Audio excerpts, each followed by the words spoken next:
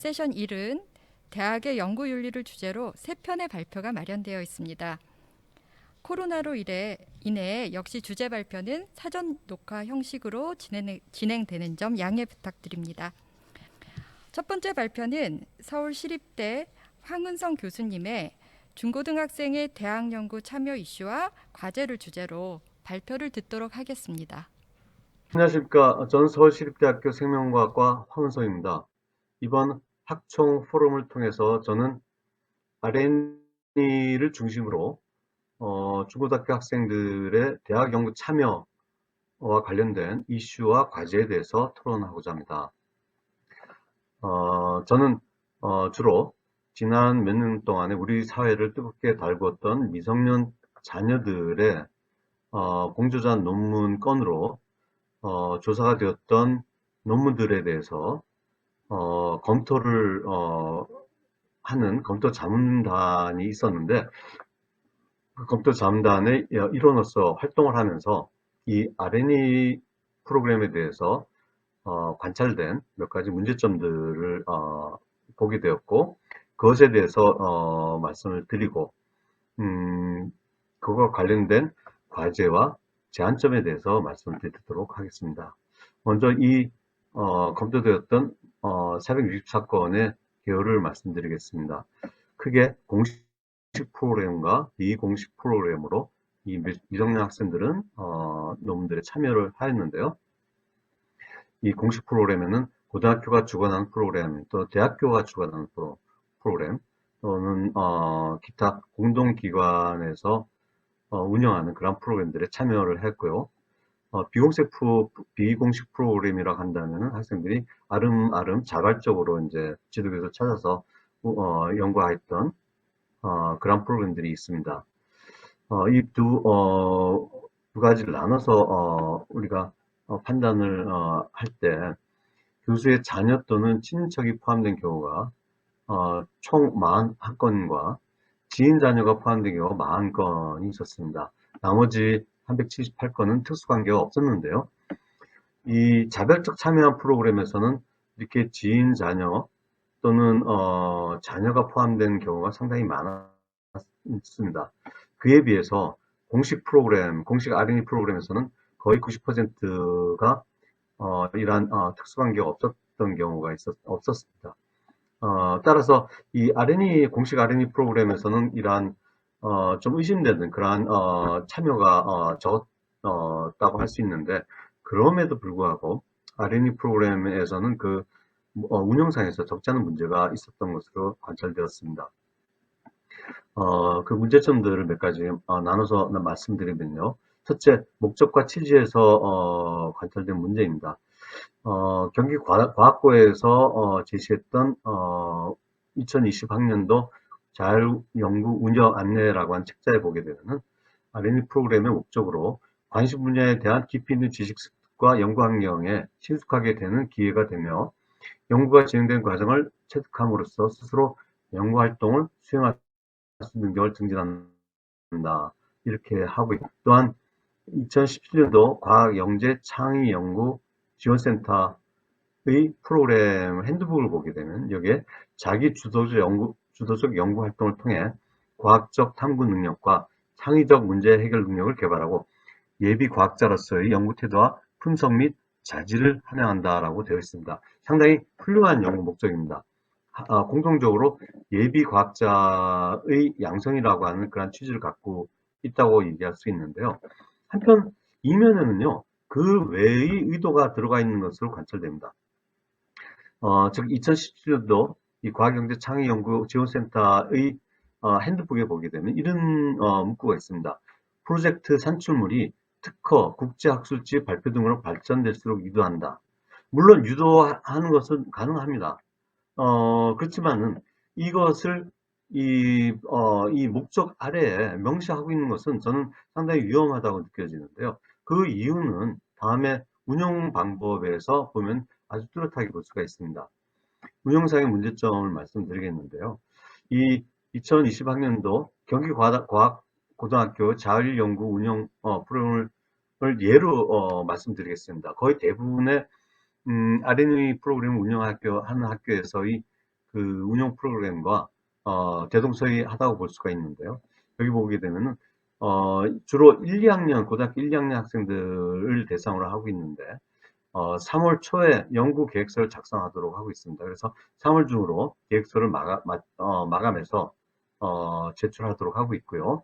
그리고 여름방학 전 학기 동안에는 주 1회 일주일에 3시간씩 학교에 가서 대학에 가서 연구 참여를 하도록 하고 있고, 여름방학 동안은 약 한 달에 걸쳐서 실험 연구를 직접 하도록 하고 있습니다. 실질적으로 제가 관찰한 바에 의하면은 실질적으로 연구실에서 전적으로 연구에 참여하는 기간은 거의 대부분이 2주 정도에 불과합니다. 그리고 2학기 들어서는 논문 결과 보고서를 쓰고 10월 중순에 그것을 제출토록 하고 있습니다. 다시 말씀드리면 굉장히 2달이 안 되는 아주 짧은 기간 동안에 연구를 수행하도록 하고 있는데요. 이것은 제가 경험한 바의 미국 학생들이 R&D 프로그램을 하고는 굉장히 대조가 됩니다. 미국 학생들이 경우에는 다년간 실험실에 나오면서 자기 자신만의 프로젝트를 수행해서 완성을 하고 있는 모습을 저는 관찰을 했고요. 또한 우리나라에서도 석사과정 학생과 아주 대조가 됩니다. 다 알다시피 석사과정은 2년 동안의 수련기간 활동에서 연구의 기본 자세와 연구 방법 등을 체득을 해서 결국 2학년 들어가서 비로소 자기 자신이 스스로 연구를 실험을 해내는 그러한 과정을 운영을 하고 있는데, 이 고등학생들이 지식도 짧은 고등학생들이 이 2달이 안 되는 기간 동안에 연구를 해내고 그 결과물을 국제학술지나 특허를 만들도록 유도한다고 하는 것은 저는 어불성설이라고 생각을 합니다. 뭐, 줄여서 말씀드리면, 충분한 연구 교육과 연구 체험 교육이 이루어질 수 없다고 하는 것이죠. 자, 이 프로그램의 현실적인 문제점을, 몇 가지 말씀드리겠습니다. 직접적이거나 가시적인 폐해가, 드러나고 있는데요. 먼저 연구와 연구한 일에 대한 그릇된 이미지를 각인시킨다는 문제가 있습니다. 짧은 기간의 연구 참여로 연구자가 될 수 있다는 착각을 일으킬 수 있고요. 이것은 연구 작업의 어려움에 대한 경시화를 이룰 수가 있습니다. 또 잘못된 저자 크레딧 부여 인식을 일으킬 수 있습니다.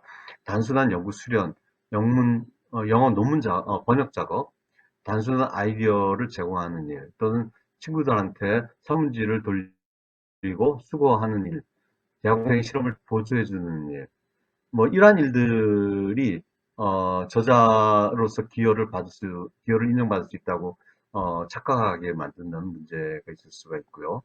또한 현실적으로 많은 고등학교와 대학 또 지도교수들에서 연구 진성 확보 의무를 방기하는 그런 모습을 볼 수가 있었습니다.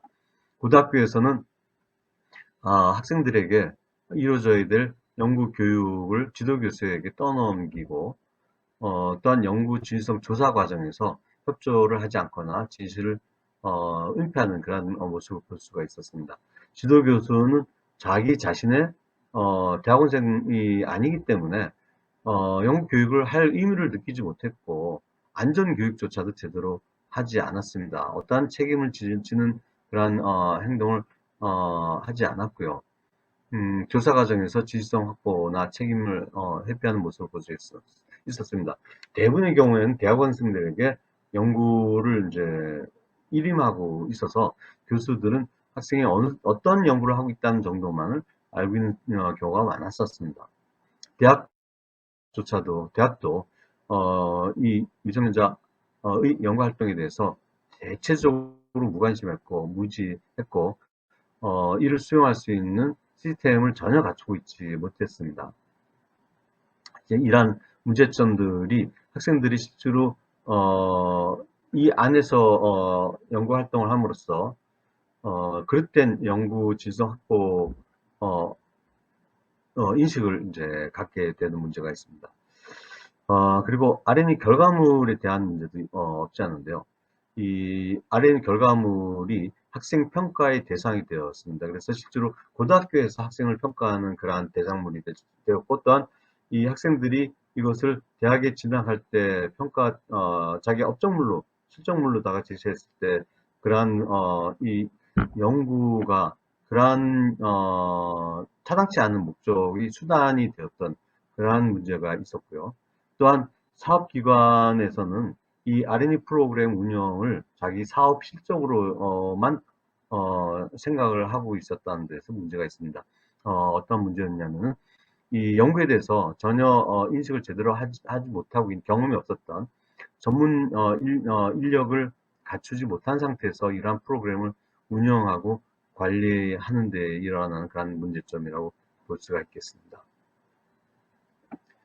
또한 실적인 문제로서는 어떤 문제가 있었냐면 앞에서도 말씀드렸다시피 연구의 목적, 연구자의 자세 등에 대한 연구 기본에 대한 교육이 부재하였다는 점이죠. 또한 지속된 연구를 하는 연구자 양성을 하는 기회를 제대로 살리지 못했습니다. 다시 말씀드리면 연구 노트 등 연구 자료 보존의 의미와 중요성 교육을 제대로 시키지 못했고, 연구자의 크레딧을 제대로 챙겨주는 교육도 이루어지지 못했습니다. 또한 그래서 이러한 문제점들에 대해서 제가 몇 가지 제한점을 말씀드린다고 한다면, 첫 번째로는 연구 교육과 연구 관리 시스템을 구축하는 일입니다. 먼저 참여 대학과 연구 기관에서 학생 참여 연구 관리 시스템을 구축하는 일이 시급하다고 할 수가 있겠습니다. 다년간 연구 참여를 유도하는 그러한 행정적 프로그램을 만드는 일들이 한 예가 될 수가 있겠고요. 또한 실적으로 학생들이 R&D 연구를 하는 데 있어서 그 연구하는 그런 장소를 대학보다는 그 고등학교로 하는 것은 어떨까 하는 그런 제안을 해봅니다. 그렇게 하기 위해서는 이 R&D 연구 지도를 전담 교사가 맡아서 행하도록 하는 일이고요.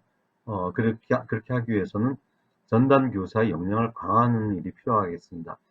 제가 알기로는 많은 고등학교들에서 이 과학 선생님들이 석박사 학위를 갖고 있는 분들이 많이 있습니다. 그분들이 보다 이 R&D 지도를 할 수 있는, 교육을 할 수 있는 역량을 강화시켜주고, 또한 부족한 부분은 고등학교와 대학, 저는 학연이라고 줄여서 말씀드리겠는데, 학연 공동 지도 협의체를 만들어서 이걸 통해서 이 전남 교사의 부족한 부분을 더 채워주는 그러한 기구를 만들고, 또한 이제 대학에서는 실제로 연구를 많이 한 교수들이 은퇴를 하고 있습니다. 이 사람들을 R&D 지도자로 활용하는 것도 좋을 것 같고요. 또한 고등학교의 실험시설과 장비를 지원해주는 그러한 것도 좋을 것 같습니다. 이걸 통해서 고등학교 자체에서 R&D 연구를 할 수 있도록 해주는 일이 좋을 것 같고, 또한 현재 일부 대학에서는요, 자체적으로 지역의 고등학생을 받아서 영재교육원 사사 과정을 운영하고 있습니다. 이것을 많이 활용한 것도 좋을 듯 합니다. 또한 결과물 발표에서도 제가 제안드리고 싶은 것은 고등학교 수준에 걸맞는 경험을 제시해 주는 것입니다. 지금 현실적으로 이 2020년 유아인재교육 스팀 R&D 성과 발표 연구 요약본이라고 하는 소위 학생들의 논문집입니다. R&D 결과를 이제 논문으로 발표하는 그러한 논문집인데, 상당히 우수한 내용의 연구 결과물들이 보고되고 있는데, 그럼에도 불구하고 이 결과물들은 이 학술지는 발표지는 큰 의미가 없어요. 학생들한테 논문을 발표해 본다는 그런 경험을 쌓도록 하는 그런 것은 될 수가 있지만은 이 전문 연구자들이 하고 있는 그런 프로세스는 전혀 결여되어 있기 때문에, 즉 우리 이제 교수들이 연구 논문을 발표할 때 피어 리뷰를 거친다든가 발표된 논문에 대해서 전 세계 과정이 있을 수가 없기 때문에 어떤 연구 결과물로서는 큰 의미는 없다고 볼 수가 있습니다. 이거보다는 제가 제안하고 싶은 것은 학생들만이 참여하는 그런 학술대를 만들고요. 그 학술대에서 학생들은 포스터 발표를 해서 서로들 간에 토론을 해서 좀 더 연구 아이디어를 발전시킬 수 있는 또는 의미 있는 유의성이 높은 그러한 아이디어들에 대해서 함께 고민하는 그러한 기회를 제공해 주는 것이 좀 더 좋다고 생각을 하고 있습니다. 기타 대학에서는 학생들의 연구 참여 관리 시스템을 만들어주는 일이 필요하겠고, 또한 연구 교육 프로그램들을 만드는 일이 필요한데요. 지금 제가 알기로는 연구재단을 중심으로 해서 연구재단과 교육부를 중심으로 해서 대학들의 R&E 학생들의 연구 참여 관리 시스템을 구축하고 있고, 또한 교육 프로그램들을 만들고 있는 것으로 저는 알고 있습니다. 이것이 잘 만들어져서 R&E 학생들에게 실질적으로 적용이 된다면은 지금보다는 훨씬 좋은 그러한 R&E 프로그램을 우리는 운영할 수가 있을 텐데, 저는 학생들을 위한 교육에서 상당히 중요한 것은 학생들이 연구를 하는 데 있어서 진실 발견의 희열이 연구하는 데 있어서 가장 중요한 동인이라고 하는 것을 학생들이 깨닫도록 교육시키는 것이 가장 중요한 교육이라고 생각되고, 이러한 내용들이 R&E 연구 교육을 의 프로그램 안에 녹여 들어갈 줄 수 있도록 하는 그러한 작업들이 이루어질 것을 생각합니다. 자, 이상으로 제가 R&E 프로그램 운영과 개선 방안에 대해서 말씀드렸고, 나중에 기회가 되면 토론을 통해서 좀 더 깊이 있는 논의를 하면 좋겠습니다. 이상으로 제 발표를 마치겠습니다. 안녕하십니까. 저는 서울대학교 김옥주 교수라고 합니다. 오늘 제가 연구윤리 포럼 세션 1 대학의 연구윤리에서 발표드릴 내용은 실제 연구부정 사례가 주는 교훈에 대해서 말씀을 드리도록 하겠습니다. 사례 5가지를 가지고 말씀드리도록 하겠습니다. 첫 번째는 저자됨의 윤리에 관한 내용입니다. 저널 리뷰어가 심사 논문의 저당적 연구기간이 이미 발표된 논문의 후향적 연구기간과 겹친다. 이렇게 이것을 문의를 했습니다. 그런데 그 데이터와 IRP 획득은 지금 저희 대학에 있는 교수님이 아니라 그분의 제자인 다른 분이 이제 다른 대학에서 이제 교수로 계시는데 그 병원에서 이루어진 것입니다. A대와 B대에서.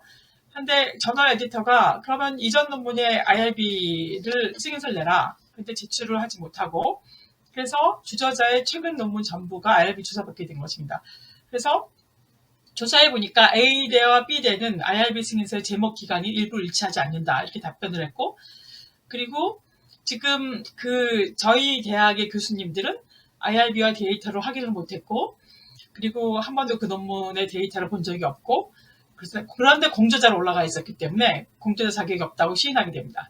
근데 그 논문들은 IRB 위반을 사유로 철회가 되게 됩니다.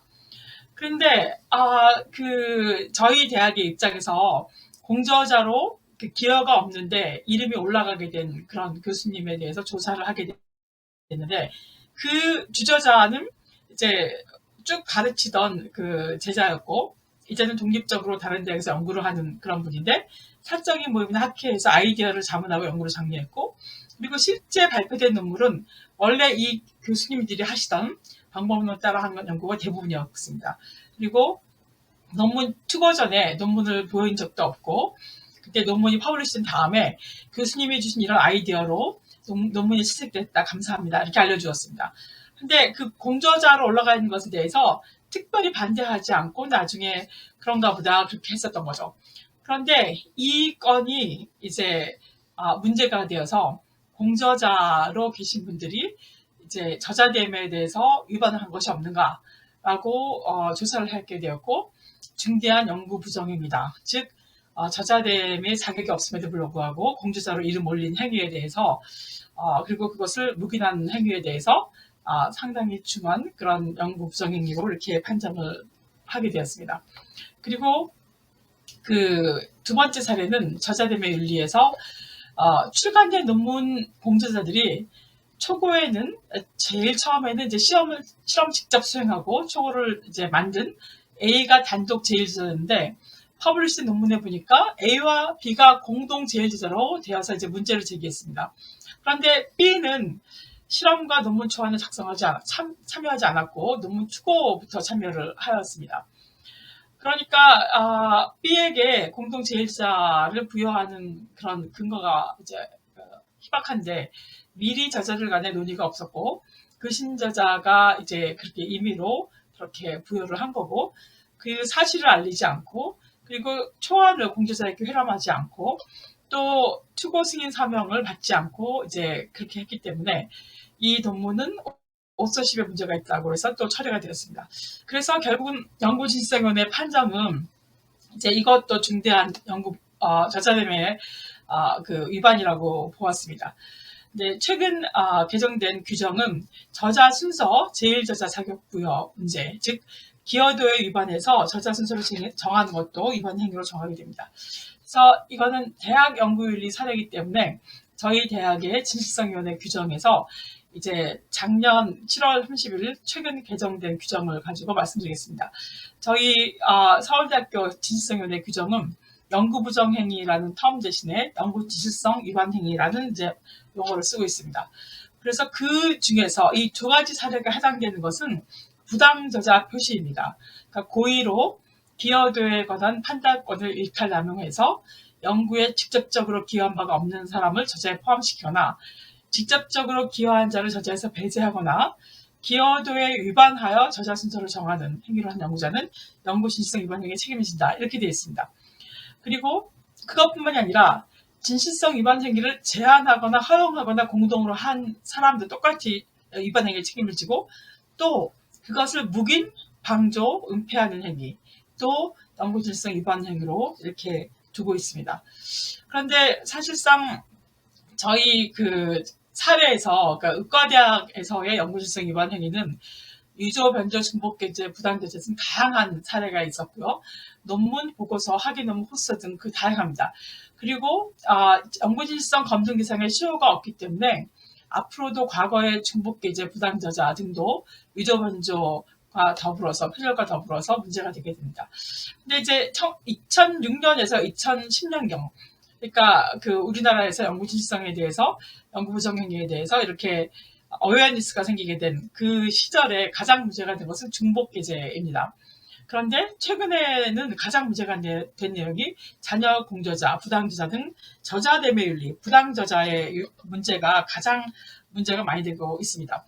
그래서 지금 논문의 저자 표시에서는 특히 이제 의학이나 자연과학에서는 제일저자 그리고 교신저자가 이제 중요하기 때문에 제일저자하고 교신저자가 갖는 크레딧이 굉장히 높습니다. 공저자는 그렇게 높지 않은 경우가 있는데 그래서 주요 역할을 수행한 저자는 제일저자죠. 데이터 수집, 또 논문 초안 작성, 그다음에 최종본을 승인하고 그 독자와 편집자, 교신한 책임진 교신저자였고 그 사이에 여러 공저자가 있을 수가 있습니다.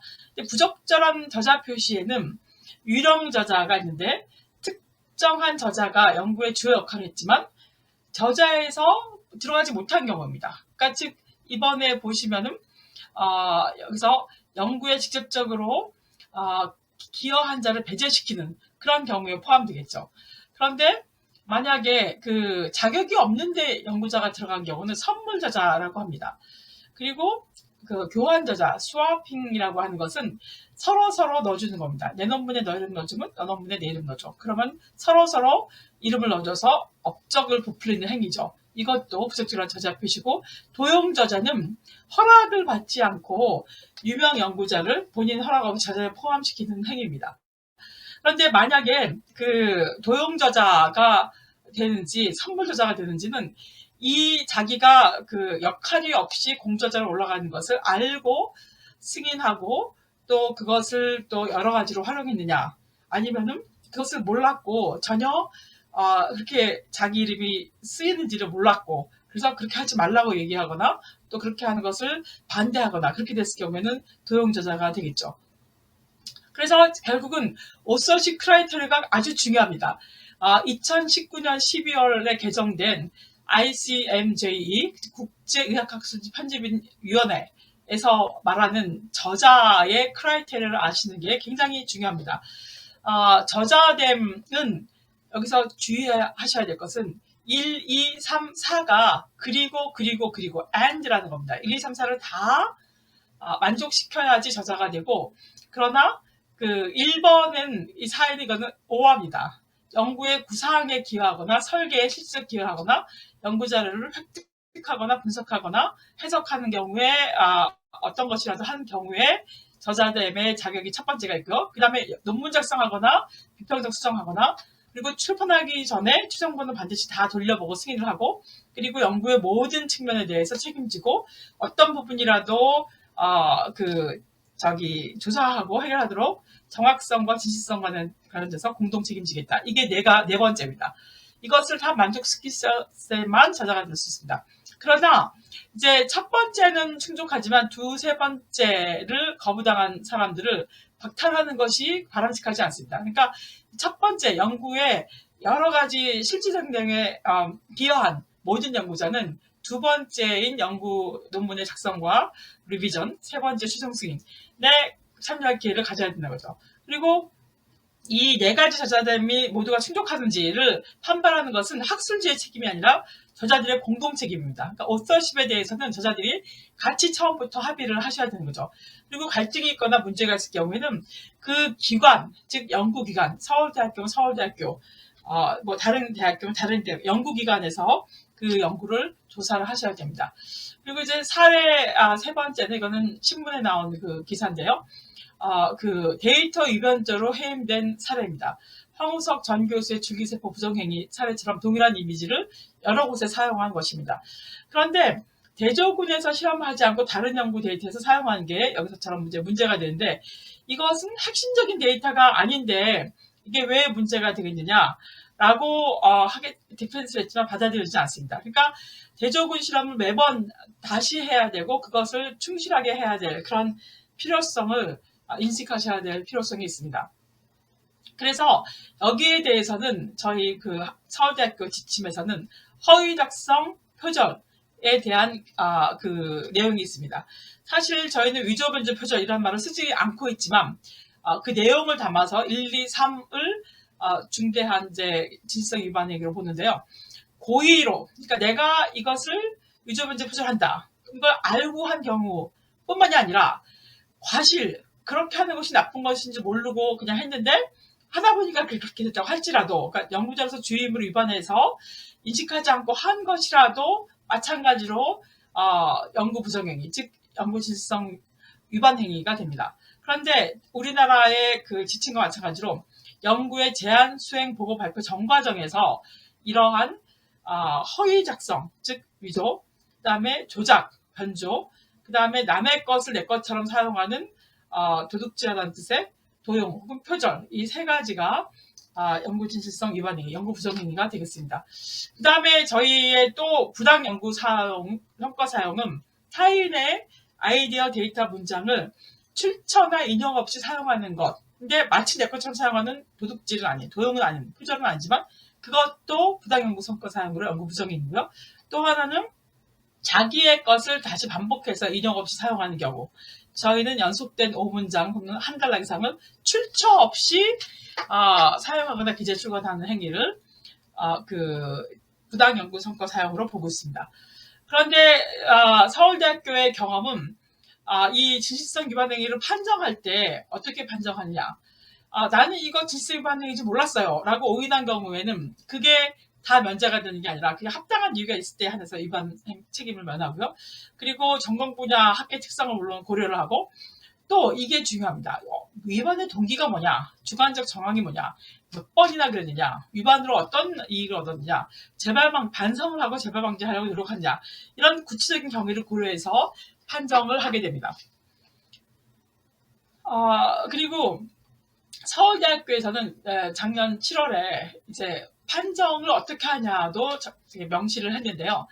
우선 본조사위원회가 조사 결과를 토대로 판정할 때에는 그 진실성위원회에서 최종 결정을 내리는데 그 결정이 그 부정행위의 유형이 뭐냐 아까 악슬라에서 보인 것처럼 위조냐, 분자냐, 표절이냐, 부당자산 등등 그 유형을 먼저 결정을 하고 또 위반의 정도를 결정합니다. 그래서 위반의 정도는 그 사안이 어떤 것이든지 그게 매우 중한 건지, 비교적 중한 건지, 경미한 건지, 매우 경미한 건지 이렇게 단계를 분류하고 비교적 중함 이상일 경우에는 징계위원회에서 여러 가지 이제 징계와 여기에 해당되는 각호의 조치를 취할 수 있게 되어 있습니다. 그러니까 종류도 무엇인지가 중요하고 그것보다 더 중요한 것은 연구자에게 영향을 미치는 것은 위반의 정도인 거죠.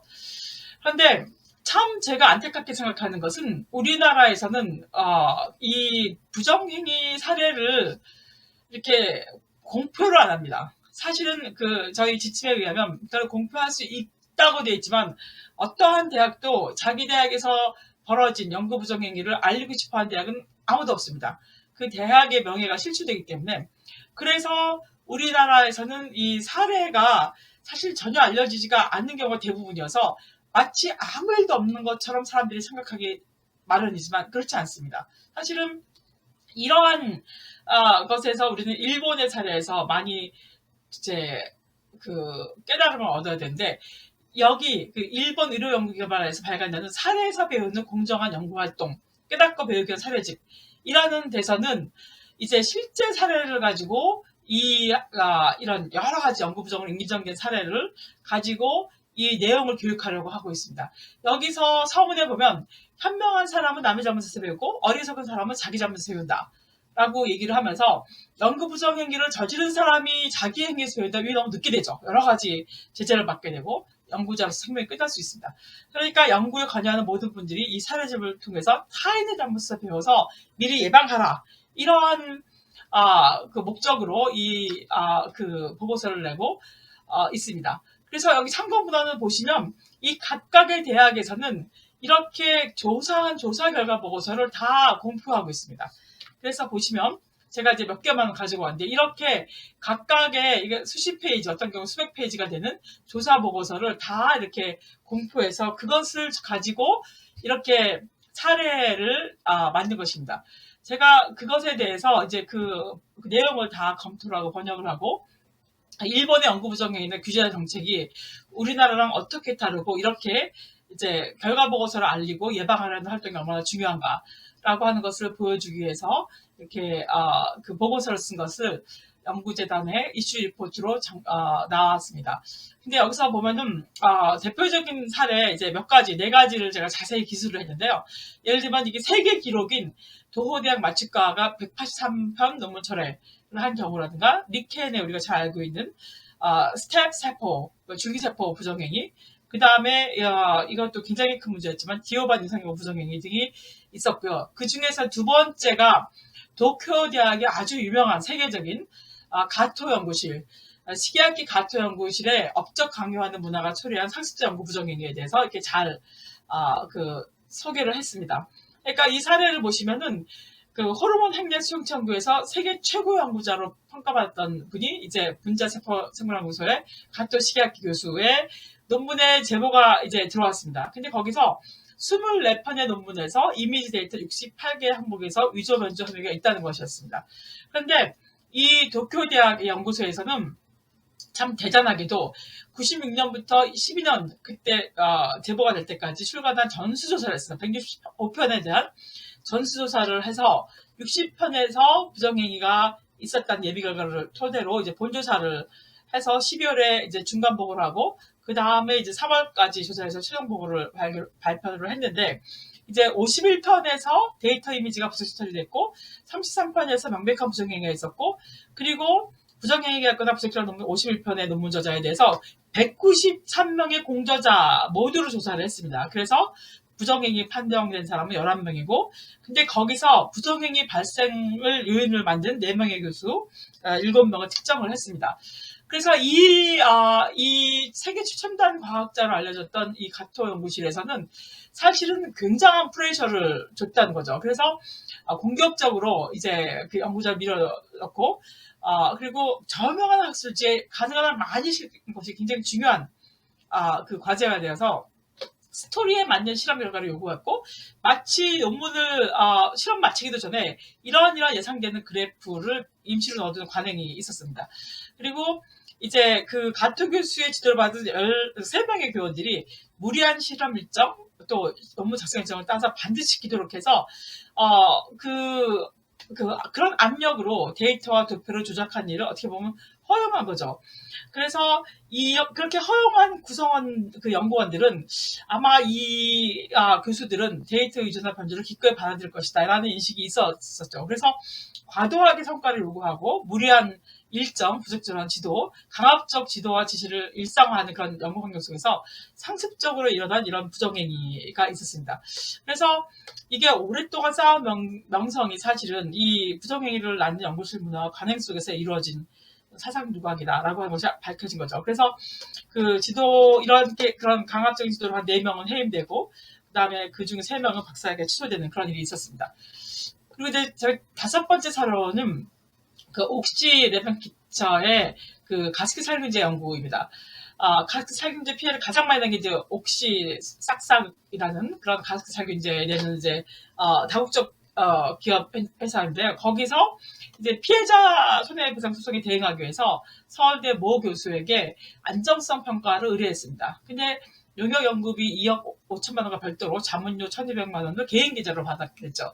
그리고 실제로 이 옥시싹싹이 폐에 질환을 일으키지 않는다라는 증거를 실험으로 만들어주기를 요구를 했습니다. 그리고 이제 그런 실험에서 이제 그 기업의 옥시에 불리한 연구에 대해 누락한 최종 결과 보고서를 냈고 이를 또 폐 손상과 옥시삭성 사이에 관련성을 부정하는 근거로 법원에 제출을 했습니다.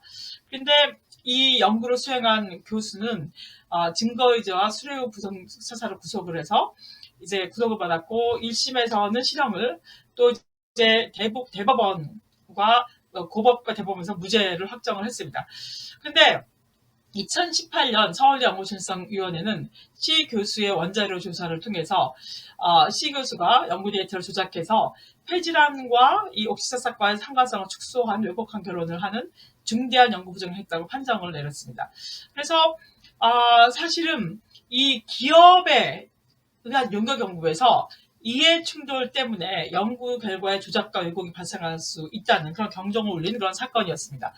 그래서 그 서울대학교의 지침에서는 이해 상충의 관리에 대해서 이해 상충의 정도가 중대해서 연구의 부정적 영향이 현실적으로 발생할 우려가 있는 연구에는 연구자가 지체 없이 연구를 중지하거나 만약에 연구를 계속할 때는 독립적인 연구 집단으로부터 이해 상충이 없는 독립적인 집단으로부터 공정성에 대한 감독을 의뢰하도록 이렇게 표시하고 있습니다.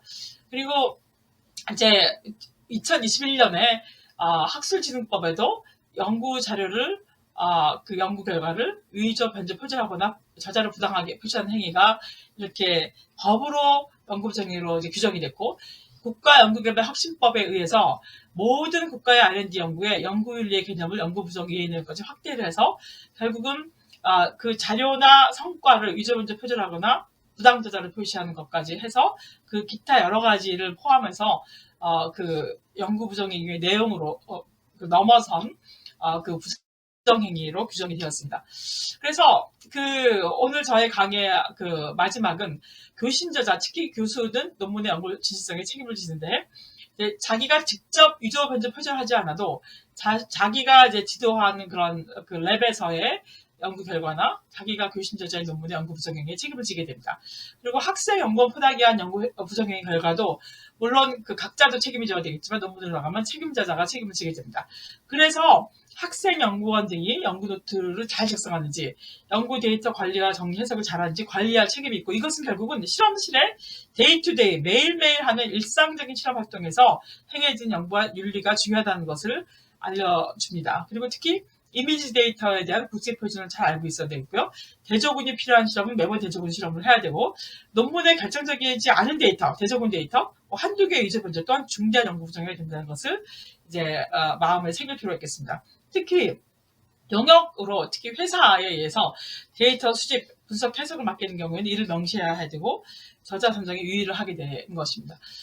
또 하나는 이제 가습기 살균제 담배 회사 등 유해 기업은 첨도과학적인 연구 용역을 하게 됩니다. 그러니까 자신들이 만들어내는 그 물질이 유해 물질이 해가 없거나 정확하게 알 수가 없다 이런 식으로 이제 물타기 그래서 이 책에는 doubt is their product, 의심을 하게 하는 거죠. 그래서 그런 것들은 첨부과학이라고 하는데 이럴 경우에는 반드시 연구에서 이해 충돌을 고려하셔야 됩니다. 그래서 제3의 독립기구에서 이해 충돌을 심사 관리 배제해야 되고 이해 충돌이 되면 연구의 진성 위협과 사회에서의 불신을 조장하게 되고 그 개인으로 보면 연구자로서 생명이 끝날 수 있는 굉장히 위험한 상황이라고 볼 수 있겠습니다. 네, 저의 강의는 여기서 마치겠습니다. 감사합니다. 안녕하십니까. 한국대학교협의회에 근무하고 있는 김정입니다. 2021년 연구윤리 포럼에서 저는 국내 대학의 연구 부정행위 징계 사례에 대해서 발표하도록 하겠습니다. 먼저 이제 징계에 관련한 법령과 그다음 징계 사례 그리고 맺은 말로 이렇게 마무리를 짓도록 하겠습니다. 제가 발표하는 내용은 2021년도에 한국연구재단의 연구 부정 판정에 따른 징계 사례에 관한 연구의 일부분임을 밝혀드립니다. 서론에서는 지난 2007년 그 연구윤리 확보를 위한 지침이 제정이 되고 대학의 기본적인 연구윤리 관련 제도와 운영 조직 등이 마련되고 있음에도 불구하고 부정행위에 대한 징계 양정에 대학들은 어려움을 겪고 있습니다. 따라서 본 연구에서는 고등교육기관 대상으로 해서 연구 부정 판정에 따른 행정처분 및 징계 사례를 조사하고 그 결과를 정리해서 오늘과 같은 연구윤리 포럼에서 대학에 공유를 하도록 하겠습니다. 개별 대학에서 접하기 어려운 연구 부정 징계 사례 공유와 확산을 통해서 연구 부정 행위들의 제재 수위를 좀 더 높여가기보다는 연구 부정 행위가 사전에 예방되고 건전한 연구 문화가 형성되고 확산되도록 고등교육 종사자로서 여기에 기여하고 싶습니다. 따라서 연구윤리 부정행위 징계 사례의 활용 유의사항에 대해서 몇 가지 말씀드리고자 합니다. 저희가 조사한 것은 연구 부정 판정에 따라 각 대학에서 어떠한 행정처분과 징계 양정을 하고 있는가의 문제와 그 징계 양정이 과연 적절한 것인가에 대한 별개의 문제임을 밝힙니다. 각 대학에서 징계의 규정이 다르고 동일한 연구 부정 행위라 할지라도 그 당사자의 기타 고려될 만한 사항과 연구 부정 행위 정도, 고의성 등을 반영해서 징계가 이루어지고 있기 때문에 개별 대학에서 일률적으로 적용하기에는 어려움이 있음을 밝혀드립니다. 또한 본자료에서 제시되는 사례는 대학의 연구 부정 판정에 따른 행정처분 및 징계 관련 자료가 전무한 상황에서 각 대학에서 현재 어떠한 징계 양정을 하고 있는가를 확인하기 위해서 대학별 사례를 수집하고 공유하는 것에 의의를 두고 있습니다. 따라서 대학에 일률적으로 적용하는 표준 매뉴얼이 될 수 없음을 밝혀드립니다. 먼저 그 대학 연구윤리 관련해서 행정처분 및 징계 관련 법령에 대해서 현재 우리나라에서는 학술진흥법 제15조 연구윤리 확보에 대한 내용을 언급을 하고 있습니다. 올바른 연구윤리 확보를 위해서 연구자나 대학 등은 다음에 각호에 대한 연구 부정행위에 대해서는 해서는 아니 된다라는 명시를 하고 있습니다. 또한 연구윤리에 대한 법령은 연구 부정행위에 대한 징계 규정을 함께 두고 있습니다. 대학의 연구 부정 판정에 따른 행정처분 및 징계 관련 법령을 보시면 연구윤리 관련 법령과 교원 징계에 대한 관련이 있습니다.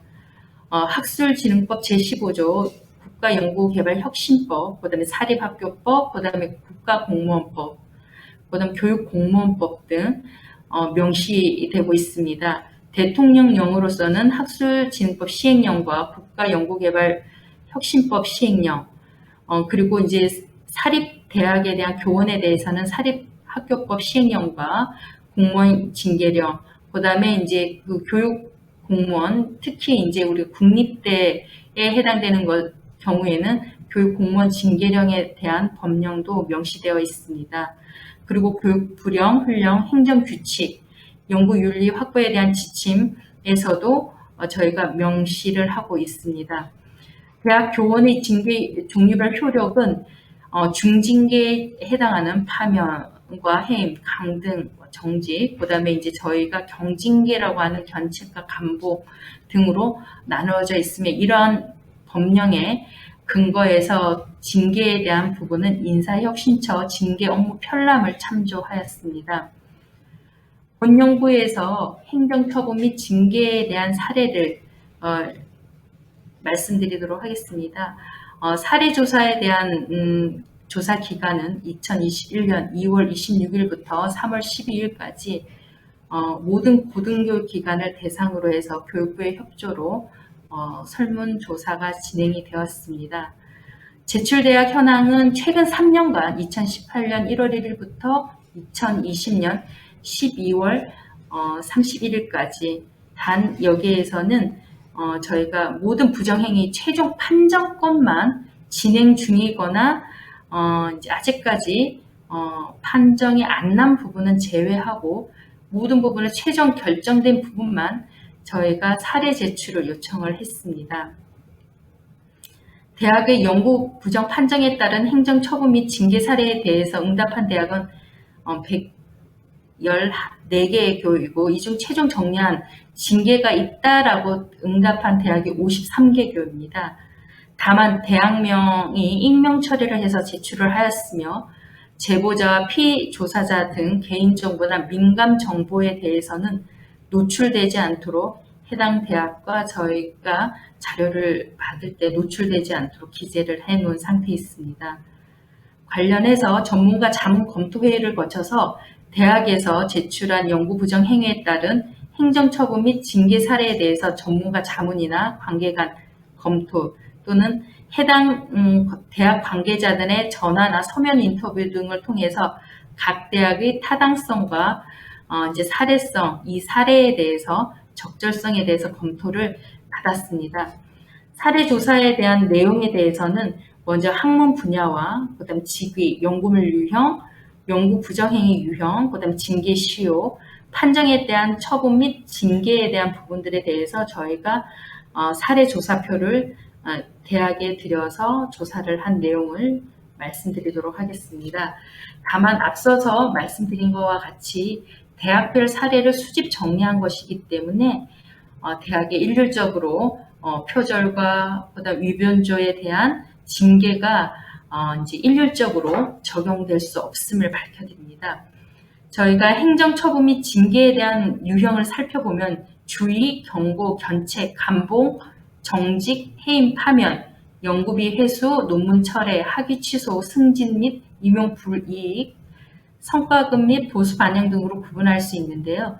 앞서 제시된 징계 유형 외에 이제 논문 철회라든지 학위 취소, 그다음에 승진 및 임용 불이익, 그다음에 성과금 및 보수 반영 등 각 대학별로 마련된 교원 인사나 복무 규정, 연구윤리 관련 규정이나 학칙 등에 근거해서 개별 대학마다 제재 조치를 취하고 있는 것으로 나타났습니다. 연구윤리의 확보를 위한 지침에 의거하면 제3장 연구 부정행위에 대한 이제 범위에 대해서 저희가 징계 사례에 대해서 예시로 하고 있는 위조, 변조, 표절, 부당한 저자 표시, 부당한 중복 게재, 연구 부정행위에 대한 조사 방해 행위, 그 밖에 학문에 통상적으로 용인되는 범위를 심각하게 벗어나는 행위, 이러한 부분은 관련된 규정과 근거해서 저희가 조사했음을 밝혀드립니다. 대표적인 사례로 6가지로 제시를 해드리겠습니다. 먼저 저희가 요약해서 말씀을 드리자면 이제 위조 변조로 해서 징계 시효에 대해서 경과하지 않은 사례를 제시를 했으며 대학 측 최종 처분에 대한 부분입니다. 다만 또 법원에 소청 심의까지 간 결정을 반영을 해서 대학 측 처분을 제시를 했음을 밝혀드립니다.